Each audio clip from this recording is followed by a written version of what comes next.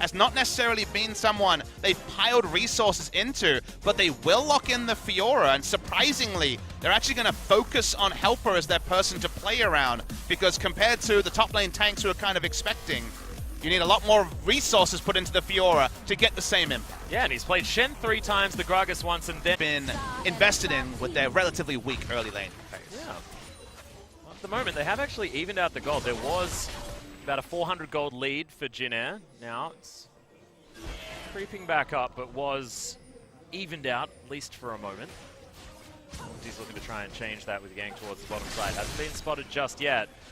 Things are coming through. You can see already, still not seen. That route was so close, but the Q lands. Umpty, he's going to get the kick. Oh, it's on the wrong character, unfortunately, but there's the Weaver's Wall, and that's going to be comeback falling down most likely. Good heal from Jewel, but still, first blood goes to Teddy, and Umpty takes a wild ride with the resonating strike and picks up the vision available from JinAir, so it could be an opportunity.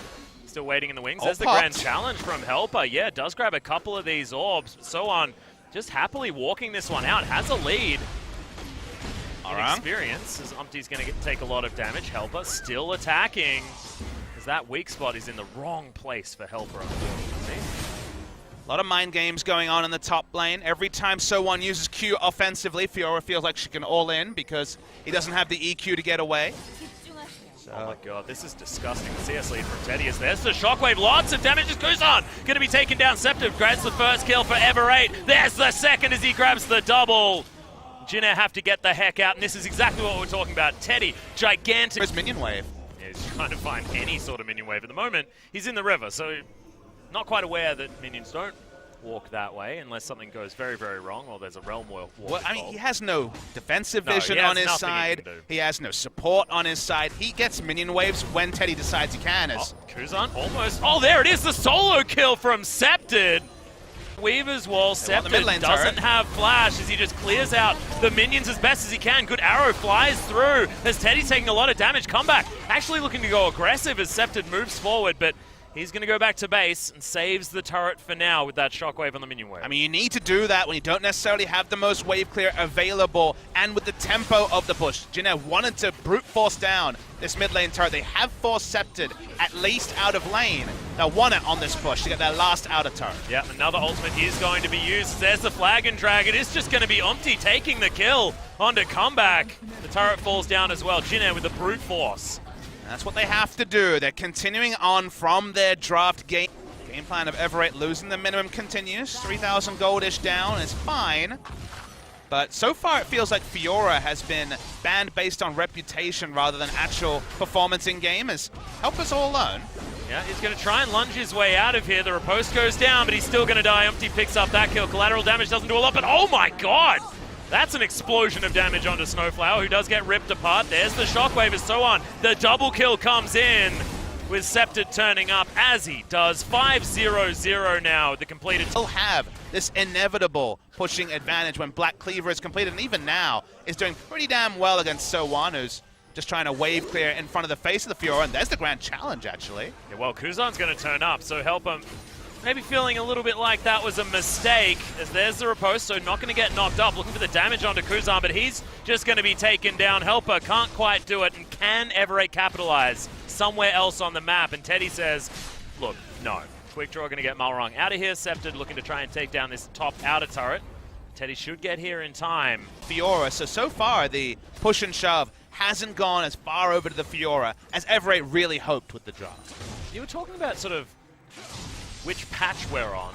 And we've 710. got a rapid-fire cannon and a static shiv built up, and I'm pretty sure that was a year ago that worked. And at the moment, I believe it doesn't.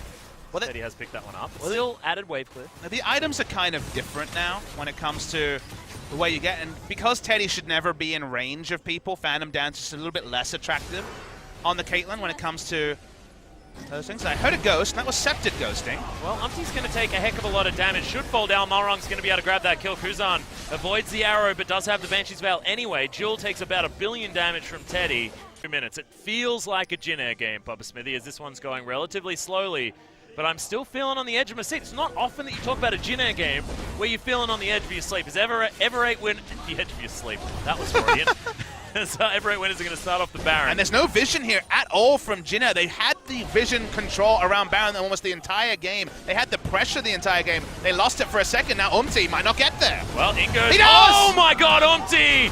Just in the right places. Ingo's so on as well. Scepted, take it out at the very beginning, and now it's all falling apart for Ever8 winners. 3 kills, a Baron, Helper, the only man standing doing anything of note right now for Ever8 winners. And 3,000 gold the lead and on Scepted and Malrong. As Jewel, he's up. But Someone did a really good job of protecting one of his vital spots, and thus didn't actually get the healing field, but I don't think he can walk up. That was a bit silly. Yeah, it does at least have himself the shield. No mana. Oh, this is cute. Redemption comes down. So on now with the life lead. The knock-up was very close to not being there, and Teddy just pops in and says, I'll take that. Cheers. Cheers for starting it off. Good leash on the top laner. So we see the replay. The first time they'd lost vision. Arrow sails gallantly through the middle of the team as Jewel, what was that, like 2 auto attacks, Papa Smithy? I mean, he's getting chunked out by random static shiv procs off minions half the time. God. That is how much damage Teddy is doing. Just silly. The fact that that can crit as well is just kind of gross. The critical strike modifier still there, and certainly apparent, and now 3 inhibitors are down. JinAir will pull away.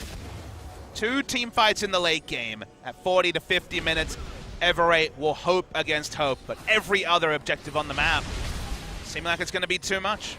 Well, Elder Drake's going to be up in 20 seconds as well as, okay, Malrong, you are dead, and Comeback delivered him to that death and is going to have his own. Oh, that was almost a riposte that he didn't want to do. Scepted taking a lot of damage. There's the Cataclysm, forcing out the flash immediately, and Scepted's flash is so important for Ever8 if they want any chance of dealing with Teddy. Now JinAir Green Wings looking to try and finish this game off. Jewel, you can't take another auto attack, buddy, and he's not going to, but that means he's not going to be able to defend as his Nexus turrets are getting evaporated by this Caitlyn. The Nexus going to fall down, and JinAir Green Wings with a textbook victory will take game 1. New age JinAir Green Wings are so good to watch. They draft smartly, they play to their win conditions. Really good to see. I'm going to call out Comeback, Hachani, whatever you want to call him. Ridiculous use of the Tahm Kench ultimate to basically seal the fate of an Ever8